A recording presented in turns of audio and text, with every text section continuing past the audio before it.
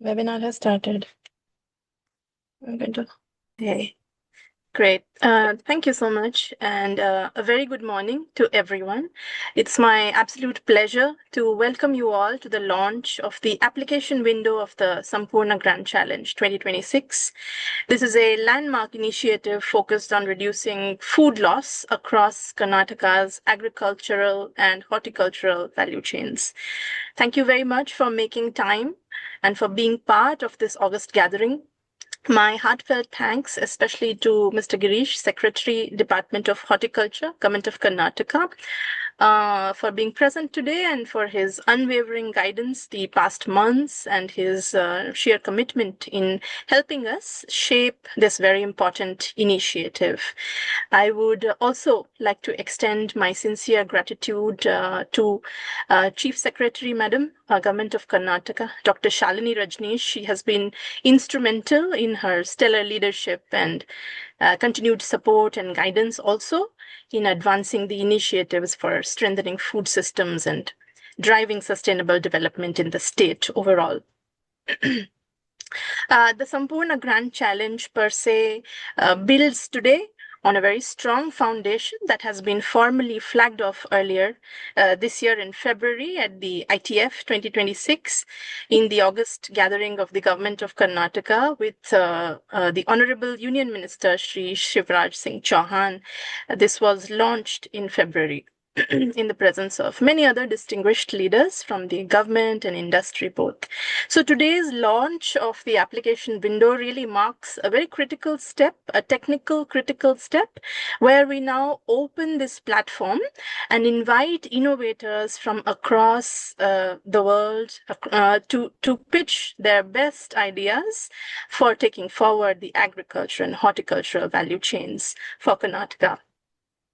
This challenge is indeed a collaborative effort, and thus I would like to acknowledge all our valued partners and for also their persevering teams, most importantly, the Department of Horticulture, Government of Karnataka, the Global Alliance for Improved Nutrition, GAIN, Nutrition Connect, Think Through Consulting, and ABWCI for their vision and commitment in building a robust innovation ecosystem through this innovation challenge, and also to our media and event partners, Fortuna PR and Active, for bringing this entire initiative to life and ensuring that its reach is tremendous across the state and the world.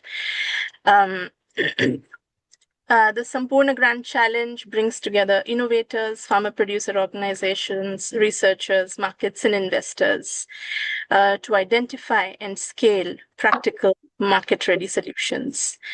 So, thank you once again for being present for this August gathering.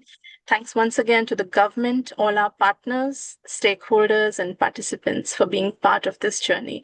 And we look forward to your continued support and engagement as we take this initiative forward. Thank you. Thank you very much. Over to you, Drishti. Thank you, Debjani. Sampurna Grand Challenge 2026 is a flagship innovation pathway under the larger Sampurna 2026, focused on enabling scalable solutions to reduce post-harvest loss across agriculture and horticulture value chains and strengthening food systems in Karnataka. Before I invite our next speaker, Mr. Asim, to deliver the context and to help us understand the importance of this challenge, I would like to set a few house rules. Please keep all your questions, keep posting your questions in the chat. We will take all of them together towards the end of the webinar.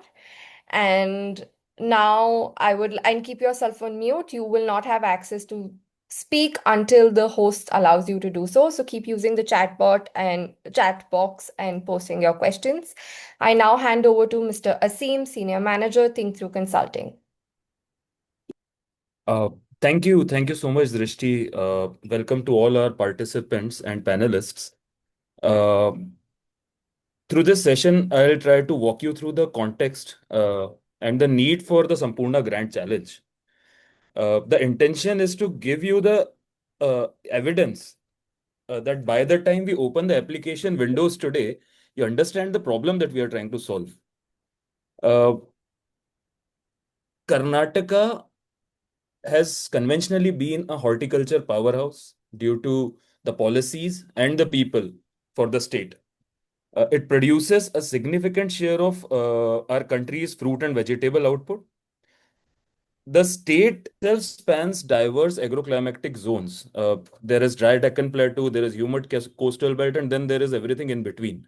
It allows for the production of variety of crops, horticultural, vegetable, and sustenance crop throughout the year. Several of our crops in Karnataka, like grapes, pomegranate, mango, coffee, they are internationally traded, they are internationally recommended, and the state leads nationally on a number of export-oriented varieties. Uh, at the same time, the sector is the primary livelihood source for millions of smallholder farmers, which includes a lot of women who are working across the value chain. The participation of women in horticulture, both in cultivation as well as in post-harvest work, it's substantial. What is also important is women making the household decisions are also at the other end of the spectrum where they are consumers. Uh, for this challenge, there are 7 crops that sit at the center: onion, mango, banana, tomato, grapes, pomegranate, and pineapple. These 7 crops together in 4 years cumulative led to an economic value of 88,000 crores in Indian national rupees. And that's the backbone of Karnataka's fresh produce. Therefore, these 7 crops have emerged as key crops that are in the interest of Karnataka's government and Karnataka's producer. So that's the starting point. This is a productive and commercially important sector. But then there is a challenge. The challenge is that a significant portion of the produce is lost before it reaches the end consumer, therefore driving up the food prices and reducing the nutritional accessibility at the critical juncture. Uh, Therefore, it's important to look at what are the stages where losses happen. To under to underline these losses, we undertook a rapid gap assessment with a lot of support, a lot of kind support of government of Karnataka and Girish sir, the Secretary of Horticulture, sitting here. Uh, what came out is really, really important in the context of this challenge. The important point here is that losses are not concentrated at one stage, but they compound. There are risks that compound, there are losses that compound, there are failures that compound. Damage at harvest reduces the quality of what reaches storage. Poor storage degrades what eventually moves to transport. And inadequate transport leads to more deterioration before even the wholesaler or the retailer sees it. The harvesting, the primary causes are improper techniques, incorrect timings, field level handlings. A lot of times, a lack of access to the technology or the mechanization support a farmer would have wanted but couldn't afford. At sorting and grading, which is one of the biggest loss-making stages that we identified through the gap assessment, inadequate infrastructure, technology, and mechanization is leading to a lot of losses. It's a central issue for most of the 7 crops that we just discussed. At farm level storage, the absence of cooling facilities is a core constraint. Transportation, again, the challenges are caused by packaging techniques and the temperatures at which the goods are handled. At wholesale and retail, there are multiple handling points, and there is a price volatility that create inventory buildup and spoilage. At processing stage, capacity bottlenecks and quality rejection during peak season, given the seasonality and perishability of these crops, drives significant losses. There is no single intervention that can address this, but we understand there are a lot of contextual things that have been undertaken across the globe in India that could benefit Karnataka. And this is one of the reasons why the challenge is structured across these 7 categories. My colleague will be taking you through the details of these 7 categories in a subsequent section. Uh, but I would again like your time and attention on why are these losses happening. What I would want our audience to understand is that the losses are not a result of individual farmer decisions or a bad agricultural package of practice. There are certain structural gaps in the system which have emerged not because of reasons that were uh, largely value chain driven. It was a demand and supply problem. It's not a story of scarcity per se, but there has been an imbalance due to a lot of support from the civil societies, government, retailers. The production has expanded steadily over the years, and that has happened pan India. Whereas the infrastructure and technology, they've struggled to keep pace with the increasing production and the increasing demand, as a which again was because of the increasing population. Then climate variability, the vagaries of climate, it came to intensify these gaps. And the stress points that were created under the system because of demand and supply uncertainties, they augmented, they compounded. And we are sitting at a place where about in last 4 years, 2.1 billion USD of losses were suffered across seven crops, these seven selected crops, uh, by the state of Karnataka. So I want to discuss certain gaps, those stressors that are going to be very, very important for our participants to understand so that they can actively contribute to the nutritional landscape and the food systems in Karnataka and beyond. The first one is cold chain. Cold chain capacity for banana, mango, and tomato is lower than what current production requires for most producing districts across Karnataka.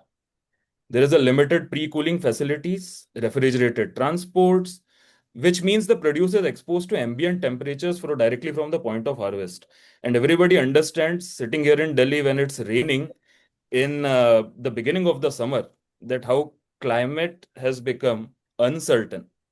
Second is logistics. Transport capacity is not aligned with the current volumes. The refrigerated options for last mile delivery at village level or a taluka level, they're very, very limited. And produce often moves to mandis in open vehicles over long distances, which adds to the already perishable nature of these commodities. The third is sorting and grading. This is where losses are highest across all the crops, as we were previously discussing. Farm gate grading infrastructure is limited relative to the volume handled. Sorting is largely manual, and a share of the harvest is downgraded or removed even before entering the formal supply chain. Processing capacity again is weaker, fewer than what the peak season arrivals demand. And that again is a problem that is consistent across India in all the states. There are a lot of processors who operate mostly at small scale. The small supporting infrastructure, such as cold rooms and packaging lines, are not ready to play multiple roles of PDS, of enabling food security, and of handling these peak seasonal volumes that can help the farmers or the value chain players hedge their produce for better prices. So, this multiple role that a processing or a storage capacity plays is really underappreciated within the value chain and is something that is in dire need of innovation. The fifth is information access. Now, this is across the value chain. First of all, the farmers who do not have consistent, and I would emphasize here, reliable access to real-time demand and price information. There are a lot of people we have seen working on a lot of technologies for remote sensing, for earth observation, etc. But the support that these technologies need through real observable ground truthing is somewhat lacking, and therefore reliable technologies is something that we are really, really exploring here. The sixth is smallholder capacity. Most of the producers are small and marginal farmers. Their ability to invest in pack houses, pre-cooling, or collective enterprises is very limited. Women farmers, they face this constraint both as producers, workers, and consumers. So, I mean, it very, very much augments the inequity, the gender inequity that is existing within the value chains consistently. Uh, so, the cost goes beyond the food lost. Uh, when we talk about the post-harvest losses, the conversation and even our research, it often stays at level of tonnage, monetary value, GDP, contributions, CAGR. But the real cost is social. It's much, much, much bigger than the economic costs that are often considered in such gap assessments and such interventions. For these farmers, every kg of the spoils during the harvesting stage is effort lost. There is an opportunity cost attached to it. There is an emotional cost attached to it. They don't have the financial buffers, and they respond by selling whatever the market offers. And therefore, we see the news in every peak season is again peaking with a lot of articles about how farmers are destroying their own crops on roads just because of the rates that they are facing. And this is actually a global problem. I have seen this in several countries, particularly in small island developing states. So that's a shared problem across the globe. This is what we are looking at. The scale is not just Karnataka. We are looking at solutions which have worked across the globe but are still replicable for Karnataka. So this drives the distress sales. It reinforces debt cycles in the smallholders, and the problem compounds, which we all usually call as the circle of poverty. For nutrition, fruits and vegetables carry significant value both in terms of vitamins, macros, and micronutrients. Critical for children, critical for pregnant and lactating women, critical for maternal health, critical for aging population, that is our elderlies. Uh, there is a lot that you already know. And therefore, because of these high value, high nutrition commodities, when they spoil before reaching the consumers, the dietary impact is direct. Uh, Karnataka has documented challenges, which it shares across India, which it shares with other states in India, which are around stunting, anemia, which is still prevalent in India. Or of course, Karnataka is doing a little better than most states, but again, it's there. A food system that loses a significant share of its nutritious produce before it reaches households, it makes the nutritional outcomes and the health outcomes for a country or for a state harder to improve. Uh, Again, for women, post-harvest losses hit disproportionately, as I have been stressing across this presentation. They are growing, they are selling, and then they are purchasing again. So women are the ones who are making all these decisions and are being burdened uh, cumulatively across the value chain. And coming to the market stability, losses during surplus seasons, it triggers price crashes, which hurts producers, which hurts retailers, wholesalers, everybody in between. Losses during lean seasons, it hurts the consumer more because the prices, they go sky high. Both outcomes erode the functioning of healthy value chain. So, given the understanding of this costs, we needed certain evidences to figure out what are the areas where the solutions can be targeted towards. And therefore, we conducted a rapid gap assessment. Uh, we understand in India, it has been well documented by a lot of people in India across the globe that even well-intentioned interventions that were placed in the wrong location or in the wrong context, or the timing was not correct. That is, they were targeted at the wrong stage. The problem that they meant to address was never addressed, but it led to some other problems. All of us being from a development background or an agricultural background or an entrepreneurial background understand and appreciate this particular anecdote. Uh, so a cold storage scheme, giving an example here in a very agricultural context, a cold storage scheme in a district which is primarily a production uh, district, or the losses are happening at a processing stage in that district. The cold storage was not the problem, and therefore geographical applicability, contextualization, all of these things are very, very important. Uh, so we did not want to design categories based on general assumptions about where the post-harvest losses occur. Therefore, we undertook the structured sequence, the structured assessment, where we identified 7 priority crops, largely by their contribution to the GDP, their total production value. We mapped every stage of these 7 value chains from harvest through processing. We estimated stage-wise losses using field assessments and data received from a lot of district officers and state officers. And then we identified where the highest losses are concentrated, both by crop as well as by stage. And through this evidence, we created these challenge categories and we created the context and rationale for this challenge, which will be discussed by my colleague Bhuvna in a separate section, which will follow. Uh, I would want to take you through what the very, very high level key findings of what the gap assessment revealed. Uh, so each of the seven priority crops had a distinct loss profile, different stages, different causes, but there were certain common threads across all of them. So onions, the losses were heavily at harvesting and farm level storage. There were evidences of improper curing. There was a lack of affordable field level grading equipment. And these were the primary causes that were shared by district level officers. Mango losers at harvesting, sorting, and retail. There was mechanical damage from stick-based harvesting, fungal incidents during storage, transport delays, etc., etc. Banana had a particular acute problem at sorting and grading. A lot of crop loss was at this stage alone. Uh, then some of the causes were around the package of practices around harvesting. For example, bruising caused by knives while harvesting bananas.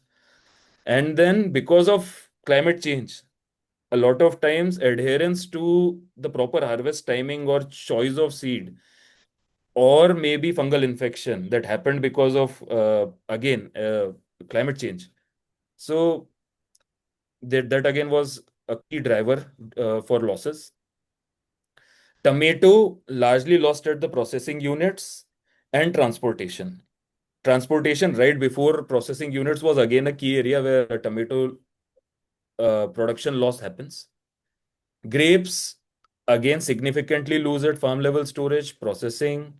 Similar problems like gray mold, moisture loss, etc. Pomegranates' main losses again were at packaging, wholesale, transportation. Pineapple again being very, very time sensitive, shelf life collapsed from 12 days to 3 to 4 days in absence of pre-cooling. And therefore, transportation emerged as a key category, key challenge area. Looking at all these challenge areas, these gaps were cumulated into seven challenge categories that were based on evidence. And yeah, so again, as I said, this will be discussed later. Uh, so coming on to what this means for government of Karnataka, what I want the participants to understand and appreciate is this is not a departmental target that has been assigned. It's largely driven out of three government priorities and more. But the three key ones are the first is farmer welfare. The lower post harvest losses would mean higher realized income per unit of produce, lesser distress selling, strong collective enterprises through FPOs, more economic security for smallholder and women farmers who are currently the most exposed to loss driven income shocks. The second is nutrition and food security. More nutritious produce reaching consumers would mean reduced seasonal price spikes, better dietary diversity at household level, and stronger alignment between what Karnataka produces and what its population is able to eat. This is directly relevant to the state's nutrition outcomes. The third is economic and policy positioning. Karnataka has the production base to be a national leader in horticulture. But to realize that, the post-harvest infrastructure and enterprise ecosystem needs to catch up with the production capacity. This challenge is one mechanism for doing that by identifying and accelerating solutions that already work or has an evidence that they could work. So why we subscribed to grand challenge format rather than looking at something else, any other format of intervention? It was particularly because of three key reasons. Of course, there are a number of reasons listed on this slide, but the three key reasons is first, this model is tested, globally tested.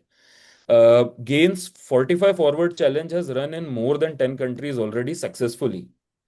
We understand the mechanisms very well on how to successfully deliver such an engagement at such a scale. Uh, Surfacing market-ready innovations and connecting them to scale pathways through government and private sector support has been a track record, a successful track record for us.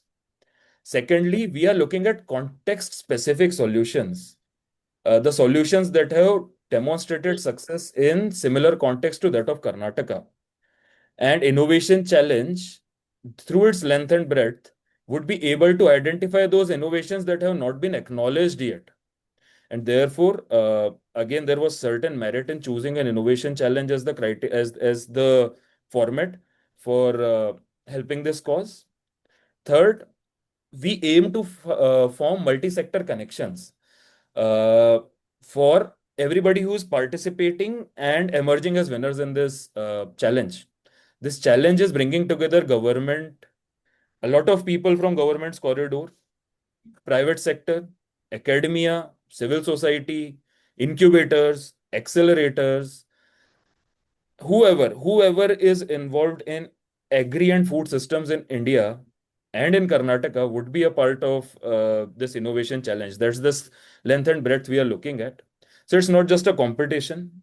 It's a platform where a lot of scalable pathways for your enterprises, for your partners, or the enterprises or solutions affiliated to you will follow. And these connections, you understand, would have value beyond the competition itself. And therefore, this challenge is designed not just to identify innovations, but to use the momentum that is already there, further augment the momentum, and build those lasting relationships that help all the social, economic causes that we can envisage. Uh, on that note, uh, I would like Drishti to come in and steer this presentation forward. Thank you so much, Asim, for setting the context. We may now stop sharing our screen. Before I move forward, one small house rule for all participants. Please post your questions only in the Q&A box. Refrain from using the chat box for questions, as it might make it easier for panelists to answer it, and your questions might get lost in the chat. Um, and now it is my privilege and honor to invite our keynote speaker for the day, Mr. Girish R, IAS, Secretary, Department of Horticulture and Sericulture, Government of Karnataka, to deliver the address. May I hand it over to you, sir, please? Thank you. Good morning to all of you, and thanks to Asim Juneja for nice introduction of the initiative of Government of Karnataka and the GAIN. At the outset, I would like to thank all the startups, researchers, incubators, and academicians who have participated in this launch program. Once again, welcome on behalf of Government of Karnataka. I think all of you are aware the challenges in the food wastage and that is happening in the world. So just for better understanding, the more than 1/3 of the food produced is lost, that is wasted. It is a very staggering proportion, and that amounts to about 1.3 billion tons of the food produced. And value of this wasted food is about $1 trillion. So I think the numbers will speak for the wastage that is happening from farm to fork. This distance between the farm to fork is the area which we have to concentrate more to reduce the food loss. It is not only the food loss; it is also resulting in other kind of losses because 1/4 of the water which is used for the agriculture is also wasted, and 1/4 of the fertilizer which is used for this used for production of such food crops is also wasted. And an area equivalent to almost the area of China is also wasted because the food is wasted. So the challenge is very serious, and we have to focus very much on this. And with specific reference to the crops in Karnataka, we made a detailed study. Thanks to GAIN, that is a Global Alliance for Improved Nutrition, who have associated with us in this challenge, and also to think through consulting and ABWCI and other partners who are working actively with the government of Karnataka. As Mr. Asim was mentioning, Karnataka has been a pioneer in horticulture. The area under horticulture cultivation is about 25 lakh hectares. It is nearly 20% of the area being cultivated in the state. And Karnataka is number 3 in terms of the area in horticulture cultivation. And Karnataka is more producer of coconuts and areca nut, and 60% of the coffee is produced in Karnataka. And we are also very good at spices. Apart from this, we are also strong in onion, mango, and banana and tomato. These are the crops. And along with that, another 7 crops have been identified which have got some kind of threat or where more losses are happening. So we have to focus more on these set of crops so that proper solution can be found out. The GAIN team has made a detailed study. They have got a strong technical team. They have interacted with the officers of the department and also various stakeholders. And they have understood the problem, and they have identified around 5 to 6 sectors where loss is happening, for which a detailed presentation follows. So I would like to highlight a few things. This grand challenge is basically to encourage innovators to come up with the solutions that farmers are facing, so that farmers are benefited at the end of the day through this exercise. We want to support 10 to 15 startups, and we are forming a steering committee. The steering committee would consist of the industry experts in agro and food processing, who would be mentoring the people who have been selected, so that a proper direction should be given to their thought process, and ultimately we should find a very viable economic solution for the problems of the farmers.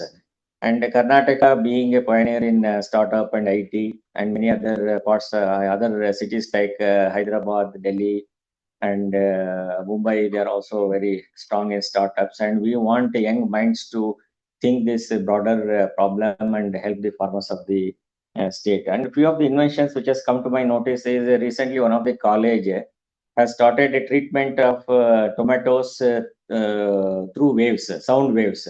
So that has increased the shelf life from 10-20 days to 45 days. This is really a very great achievement. And similarly, the logistics plays a very vital role in the agriculture food wastage process. So many times we would like to export the fruits and vegetables, but because of their perishability in nature, it may be difficult to export. And otherwise, if we use the air freight, it would be cost would be a deterrent. Recently, we went to London to explore the possibilities of exporting mangoes from India. So there they are getting mangoes from Brazil. So that is almost tasteless. They acknowledge that we don't feel like eating Brazil mangoes. But if at the same time the Indian mangoes, alfonsos, and other varieties which are produced in Karnataka are great in taste. But the challenge is the cost of transportation, and if we could extend the shelf life or economical storage refer vans or something of that sort. It should be a great help to the farmers, and country can export. And thanks to technology and the farmers, the country has become self-sufficient and is exporting a lot of things.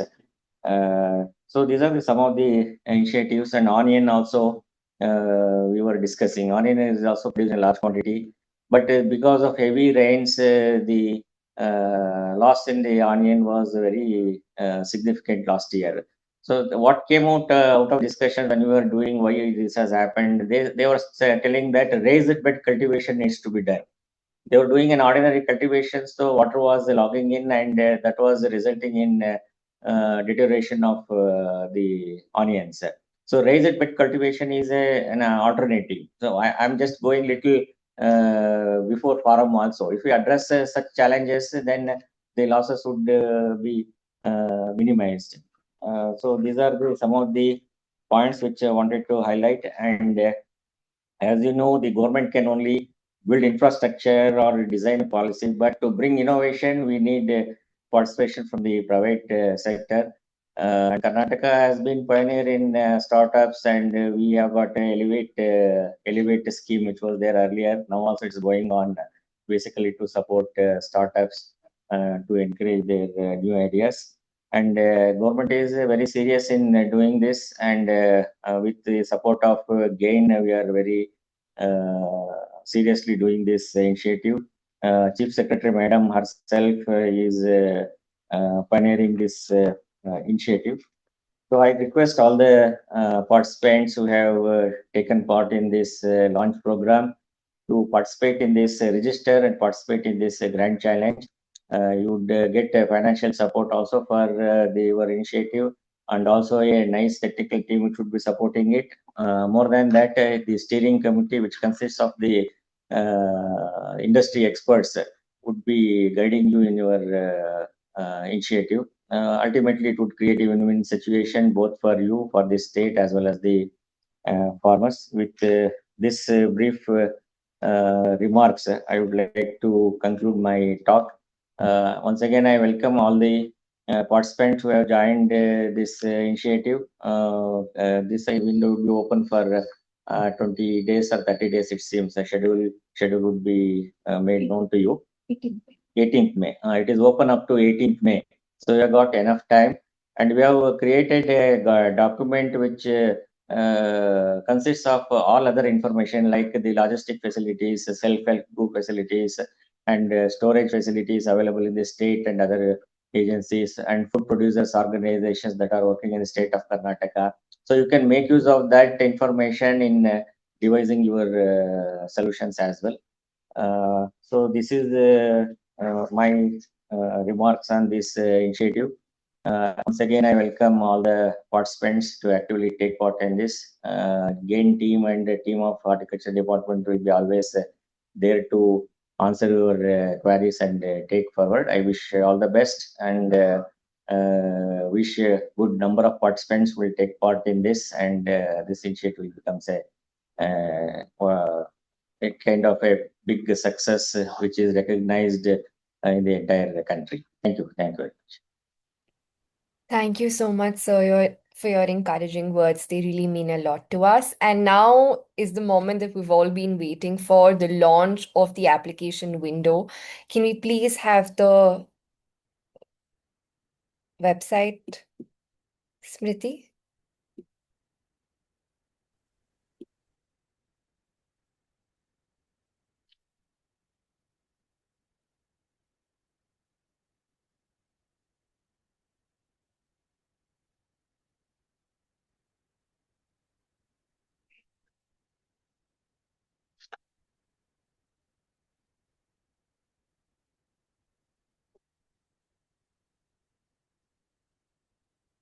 Um, S- Smriti, can we go to the presentation, please?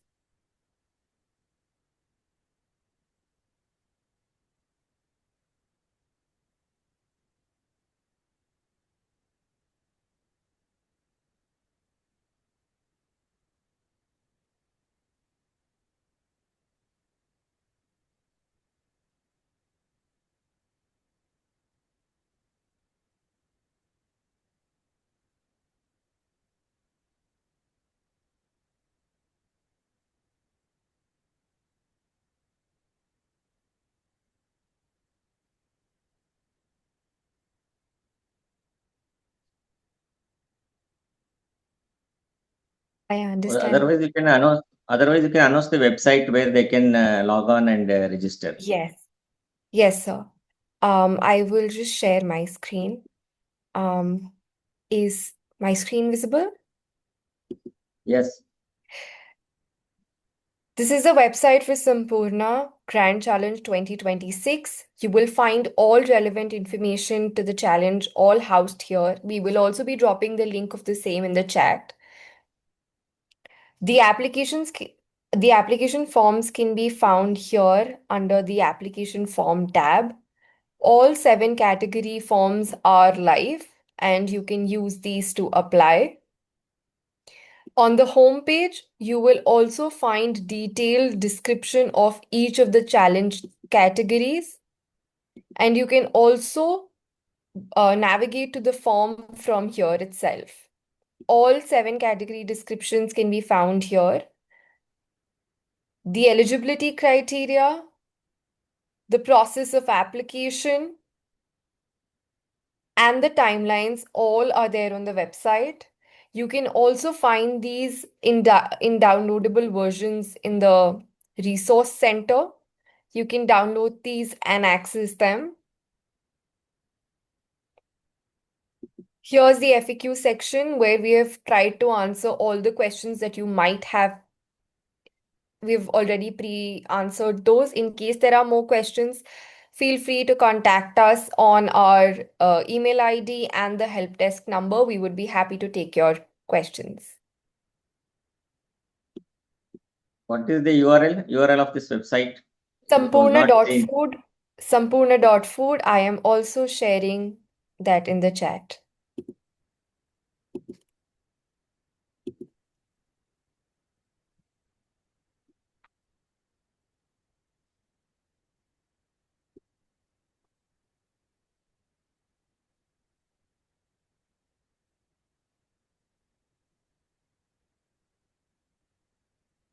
I have posted the link of the website in the chat. Yeah, got it. We could see. Thank you. Yes. Thank you so much, sir. We now move forward to a more detailed and deeper understanding of the challenge categories. May I now request Dr.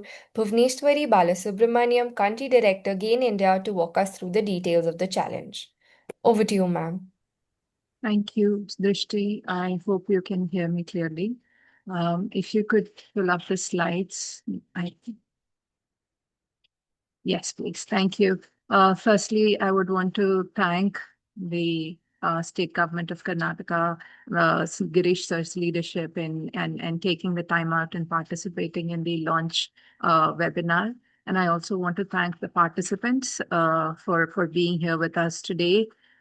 We continue to remain available after this launch. Should you have any questions, there are contact details in the website as well. Please do feel free to reach out to us as you go through the process of application. And we hope that you will find this challenge, the innovation challenge, to be exciting and join us in addressing the larger cause of addressing or reducing food loss.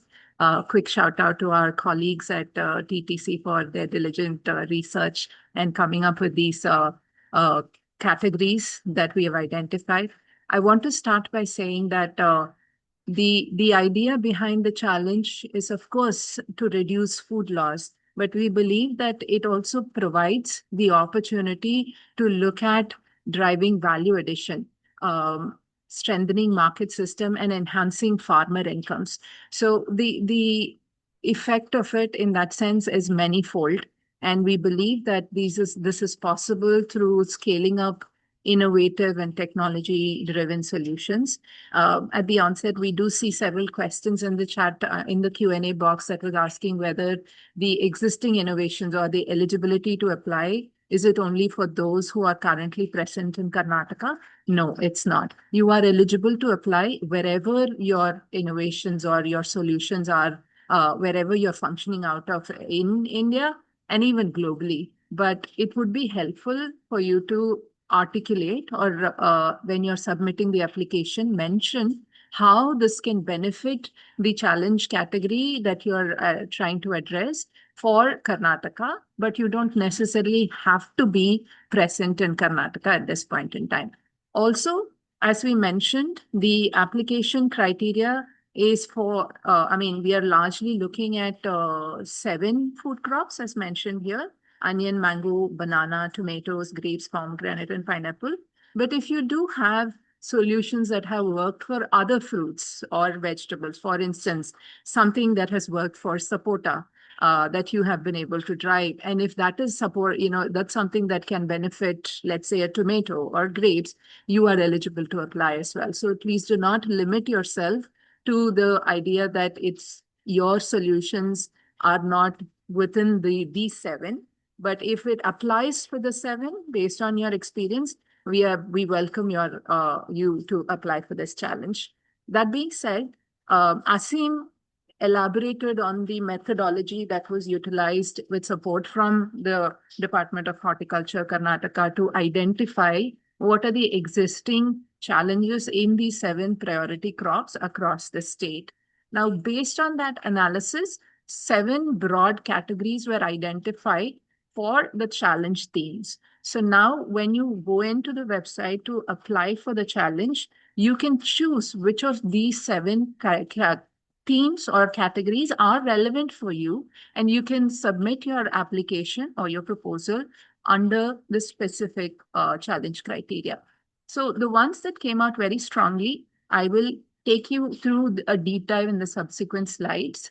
But looking at post-harvest value chain solution, how do you enable efficient logistics from farm to market, innovative financing solutions that are available out there, community-led aggregation and enterprise innovation that can reduce food loss, circular economy to look at how do you leverage waste to value approach, that is the byproducts of the horticulture crops, how do we create value-added products there, digital solutions for decision making, and sustainable packaging innovations.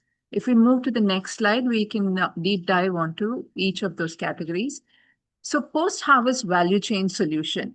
Now, the idea behind this is very often post-harvest losses are concentrated at the farm gate when there is a huge, specifically when there is a bumper crop harvest for any crops. And when there is surplus of production, and if it meets insufficient infrastructure for sorting, cooling, and processing, there is a challenge that needs to be addressed. And without accessible post-harvest solution, the farmer has no choice but to sell immediately and often at distressed prices. So solutions that we are seeking, we want to address this in terms of how do we manage a crop moving from the farm gate to the market in ways that enables that price fluctuation does not affect farmer, and that distress sale or distress discarding of crops don't happen. And for that, we are welcoming you to apply if your solution handles around sorting, grading, cooling structures immediately after farm, that is on farm or near farm.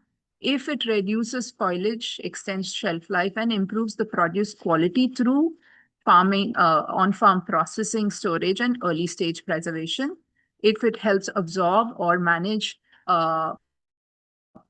converting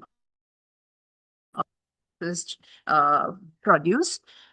And for example, we are looking at solutions that provide pack housing solutions, low cost, energy efficient, solar powered cold storage, shared processing, grading, tools, etc. So if your solutions fall within this category, consider this.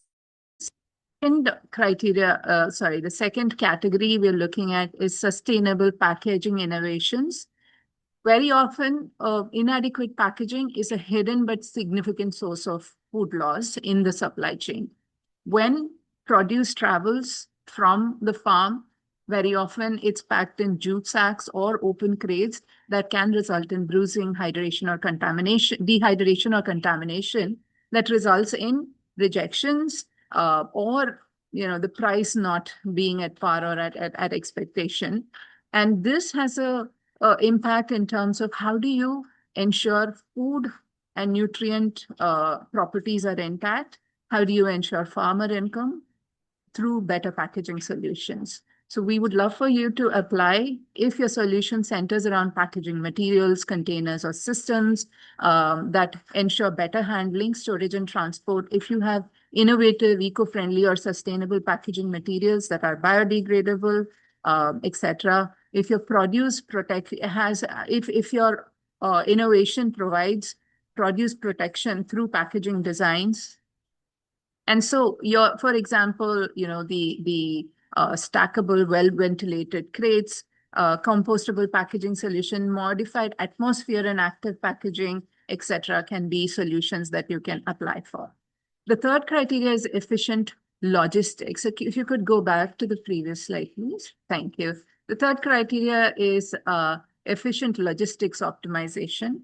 Very often, post-produce or post-harvest, if the coordination is slow and uncoordinated in terms of linking farm to market, there is significant loss.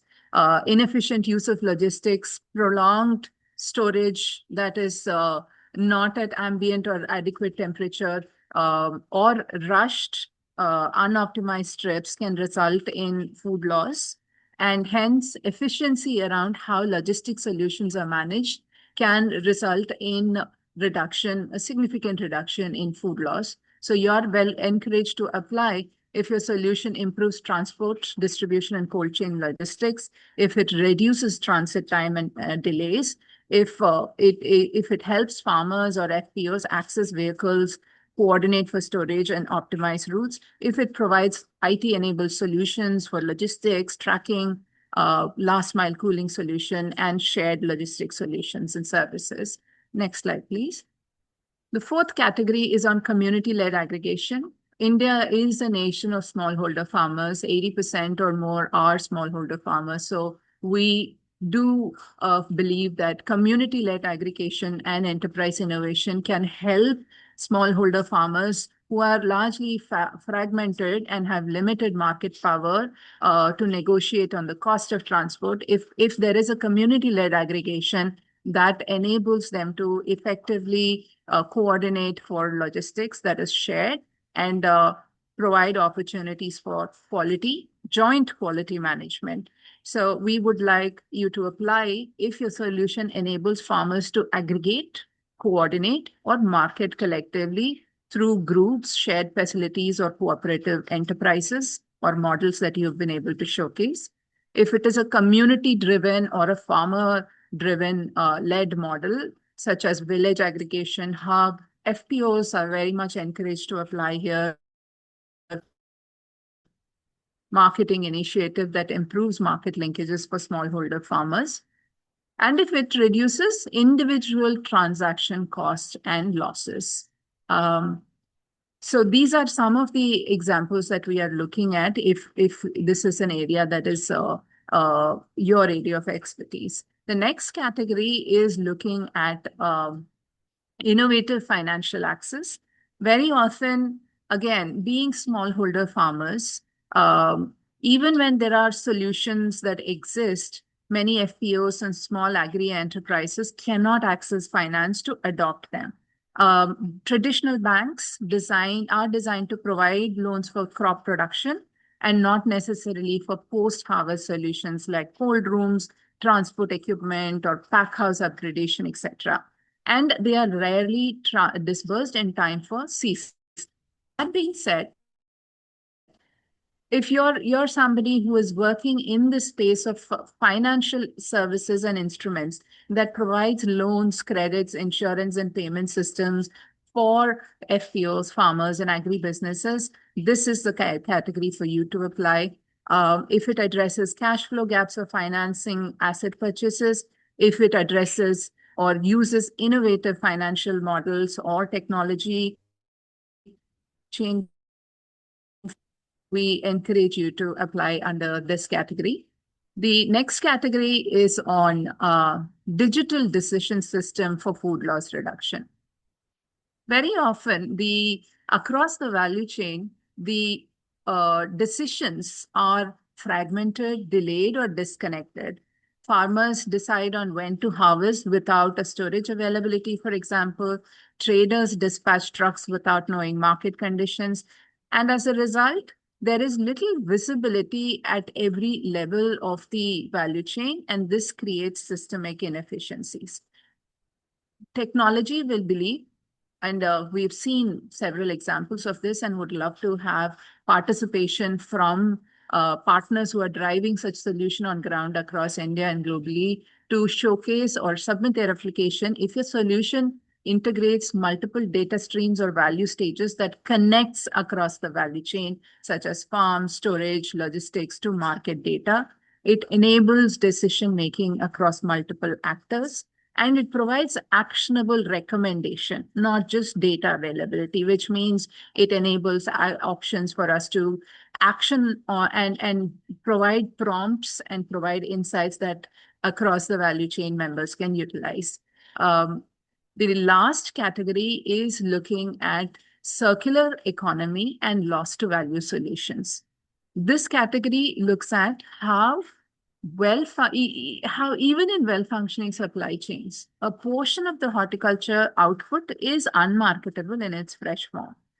If there is absence of a structured secondary use, this material is often discarded completely or sold at dirt cheap prices.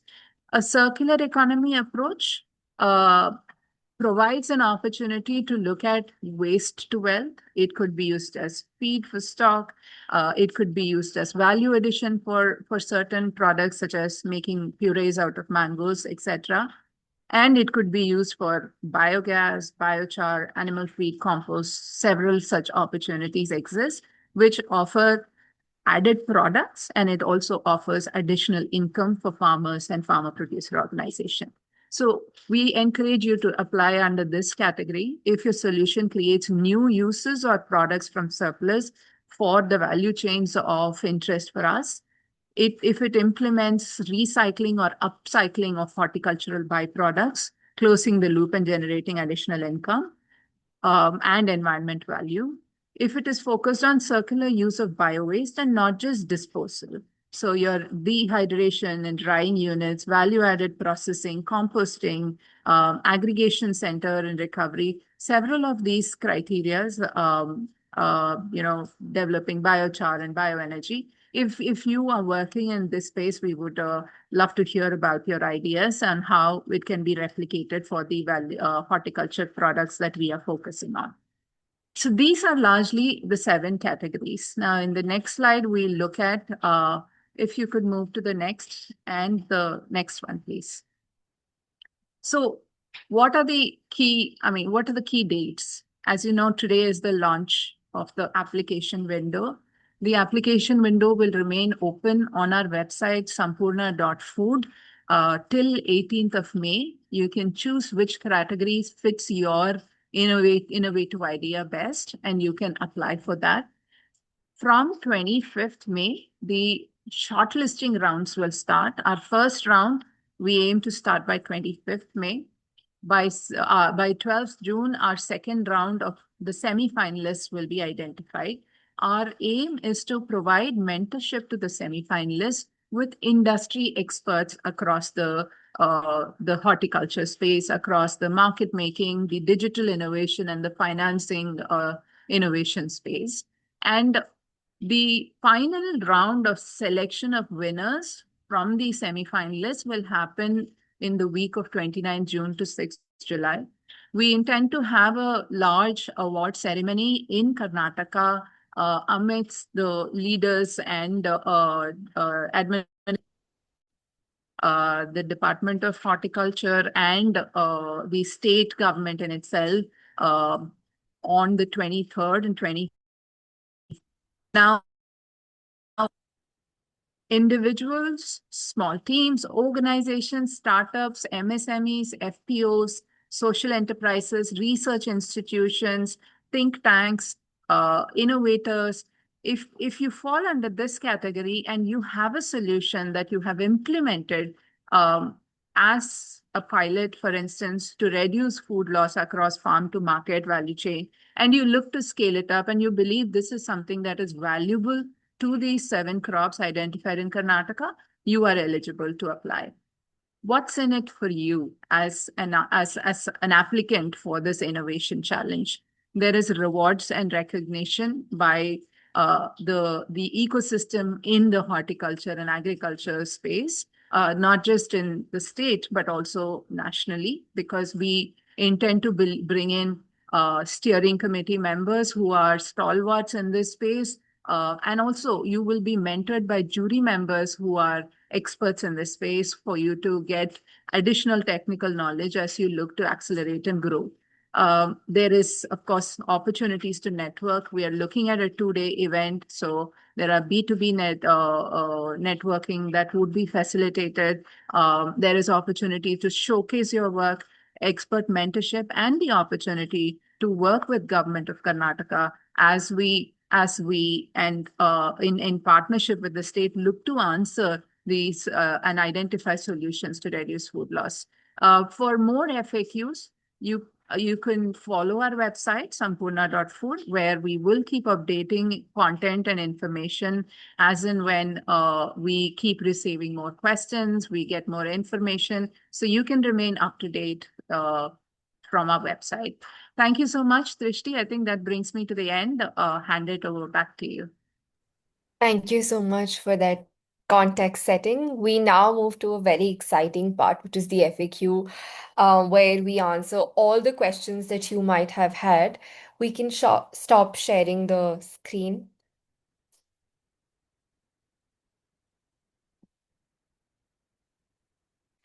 There have been quite a few questions that everyone was posting in the Q&A section. I'm going to start off with the unanswered. Until the time, if you have more questions, you can start posting them. And then we can move to picking up a few of the answered questions, which I will repeat for everyone's better understanding. And if you have any further follow-ups to those specific questions, please feel free to ask those as well. Oh, with that, all 20 questions I see are answered, so I'll just pick a couple of them. One of the questions that has come is that if organization has different solutions addressing different parts of the value chain, can we submit the application under more than one category? Asim, would you want to? Yes. Uh, if you are applying across multiple categories, that would be beneficial. That would be helpful.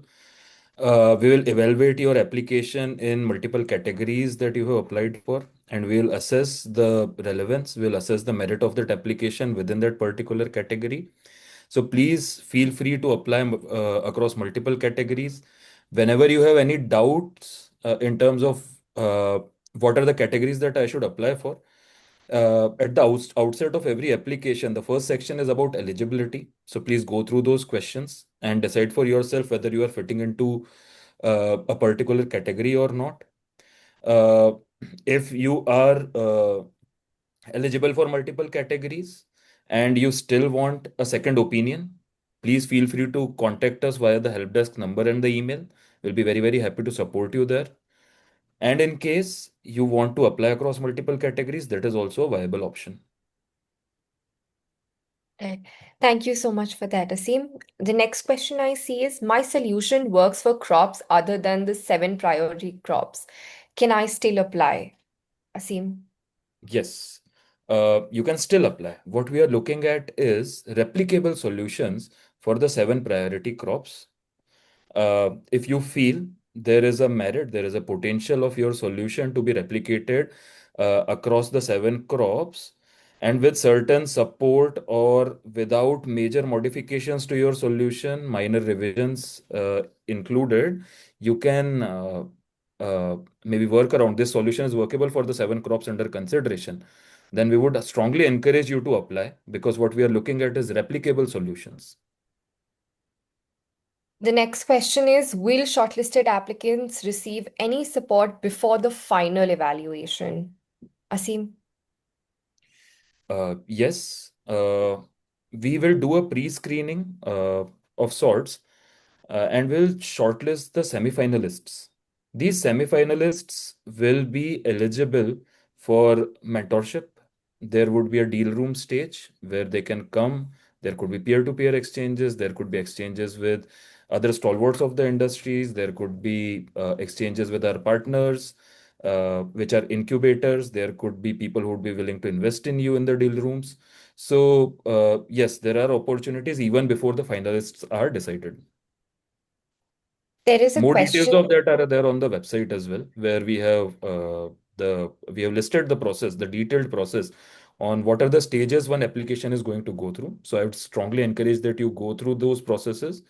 And in case you have any questions and queries, please do reach out to us over email or phone, whatever you prefer. Next question is, can individual farmers or farmer groups apply to this? Yes, we have created a separate category, which would be category number 3, community-based enterprises and individuals who are championing this. So for them, community-led aggregation and enterprise innovations, that is category number 4, is specially crafted for such groups, registered or unregistered, and the champion farmers. So please feel free to apply. We also understand that for category 4, there would be some handholding in terms of applications that you would need. Please do reach out to us over the helpline, over the email, and we'll be very, very happy to accommodate your requests. The next question is, what documents do I need to upload as part of the application? Yeah, so there are certain mandatory uploads, not in all the categories, but for most categories, it would be registration certificate, a document that would specify the date and type of registration, the audited financial statements for the last 2 years, bank statements, all of these things. Beyond that, we have also encouraged the participants to share certain optional documents that they can share because we understand that the word limit we have provided for each of the answer may not be enough or may not be doing justice to a lot of solutions. And therefore, any detailed report, Word file, any detailed PDF, any detailed image, any field image of their solution, they are strongly encouraged to upload that over the platform that we have created, and we'll be happy to go through the detailed answers there. Right. Also, just highlighting another point, while you apply and fill out the application form, there will also be a list of documents uploaded right above that form, and you can refer to that and keep those handy while you're sitting down to fill the application form. And in case there are certain challenges that you are facing in terms of finding the right documents, or the platform is restricting you from sending those applications, uh, we will be happy to receive your application offline over email. But we would request you to call us, to reach out to us over email so that we can share the right links with you to share your applications offline over email. Thank you. There is a question in the chat that says, we're working on pomegranate patented products. I want to go for scale-up production. So how can you help? How can you help for the same?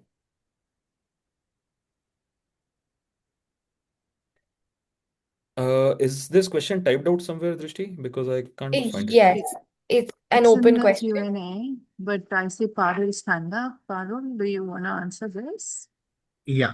Thank you so much. I think I have time now to take this question also. But if there is something which they are doing on processing, for example, the question is on the processing, if they are making some products or pulp or some of the product which can be used or can be marketed, there is definitely opportunity for investors meet, because there will be also one-to-one meetings with investors. We are also bringing investors. We are bringing different stakeholders on farm. So for the event, so you're encouraged to apply. Plus, also when you're coming for the event, you will be meeting people who will be ready to buy your products. Plus, also will be talking to you to see what kind of a product they are looking for. So this will be opportunity where you are most welcome to come and also to talk to various stakeholders present in the event.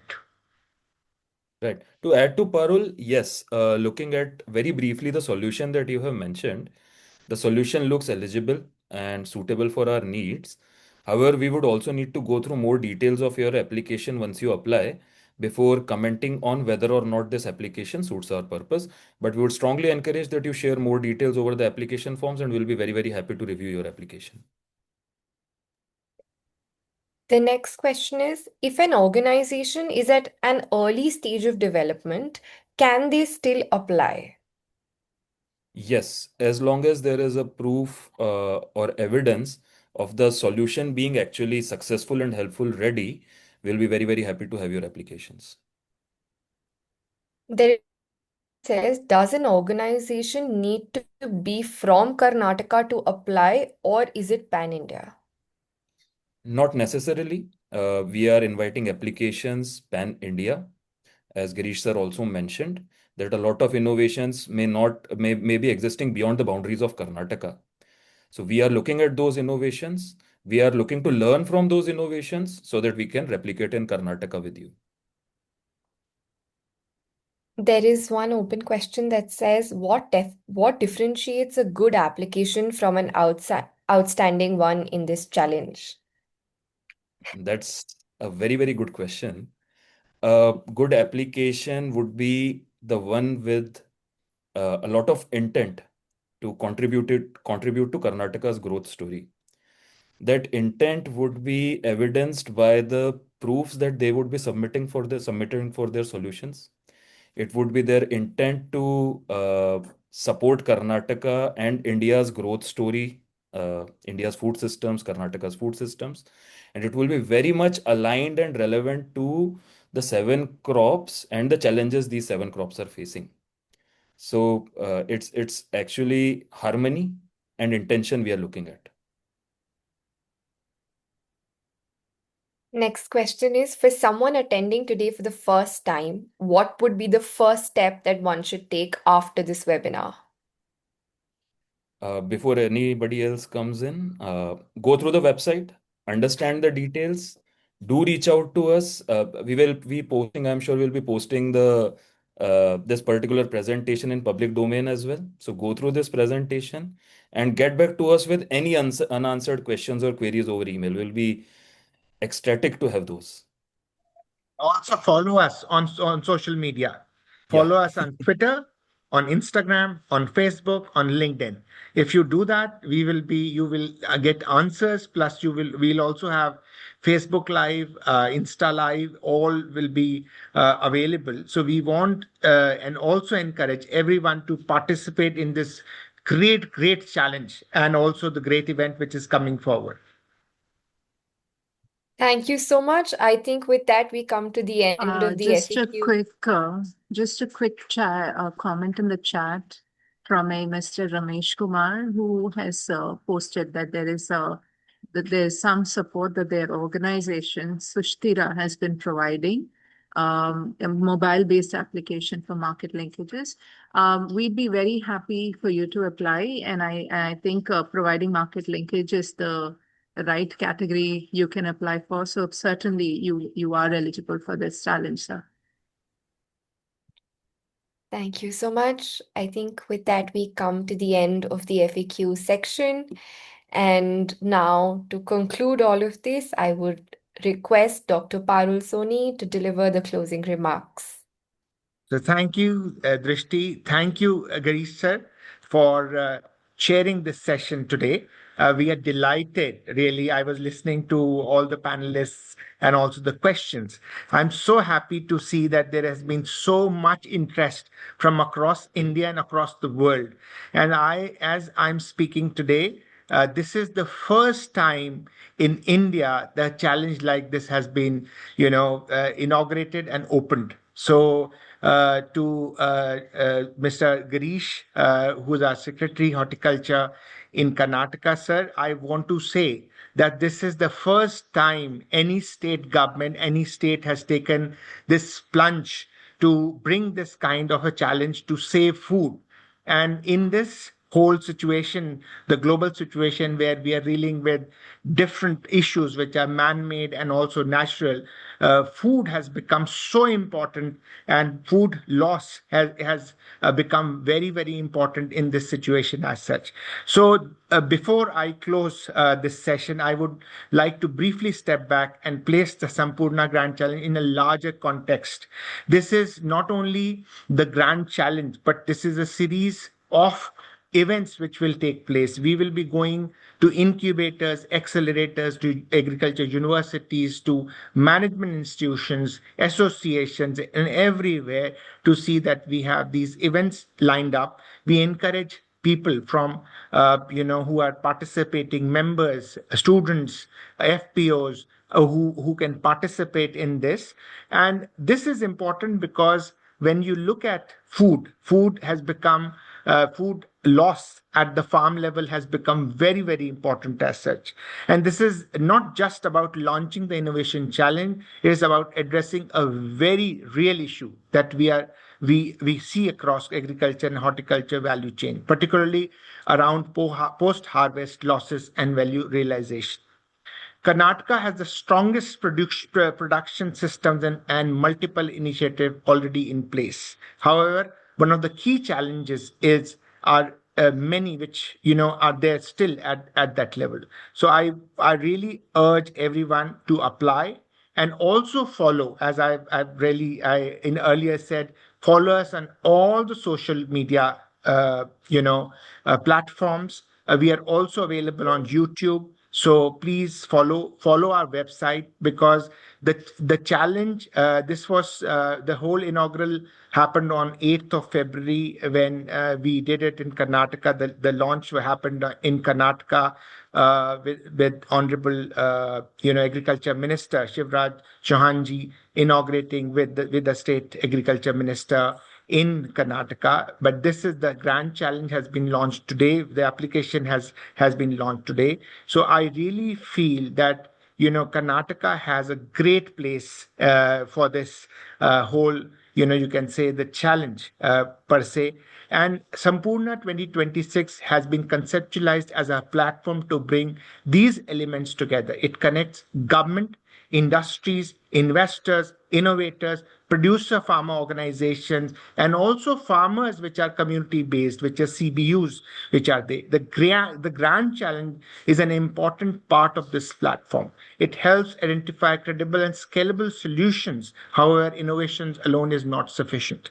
So why I'm saying this is because we want to urge all our stakeholders to come together. This is a platform which we are creating together with the state government of Karnataka, with GAIN, we Think Through Consulting, ABWCI, Association for Business Women in Commerce and Industry, with Nutrition Connect, Fortuna PR, and also Active. We are all equal partners. We are bringing this together because we feel market linkages, investment, policy dialogues, everything is important, and accessibility of these things are very, very important. We are well coordinated, and we are enabling our system to help you.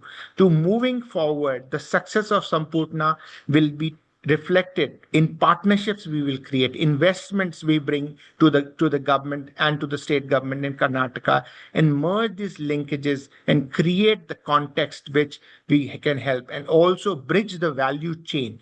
And this will only be happening when all of you, every one of you, will be coming together. And I am personally, I feel that coming together in a coordinated, in a partnership manner, we can save, millions of, you can say, livelihood. We can create livelihood. We can also save millions of money, which is rupees, in terms of monetary terms, and also help the farmers in increasing their income and linking the farmers to larger buying houses and also larger context of APMCs and larger mandis as such. So we will be working on all these contexts, and I am personally with my team, with Bhuvneshwari, with Asim, Ajay, Ashwarya, Drishti, and sir, especially you, as Girish said, especially you, we want to thank you for your really help, cooperation, patience, and working with us, and also especially our Chief Secretary, Madam Shalini Rajneesh, who had, thought about this at a larger scale, and thought that this multi-stakeholder platform can bring so much value into this. So really thank Madam Shalini Rajneesh for believing in us, and we feel that this would really make a big difference in the time to come. So thank you so much. Thank you, everyone. And also want to thank the team which has worked on the gap assessment, Achla, Smriti, Malika, and all who have worked, led by Asim. So thank you so much. Drishti, thank you for this today's program, and I really want to thank each one of you for participating in large numbers. So over to Bhuvneshwari, to you. Thank you, Parul.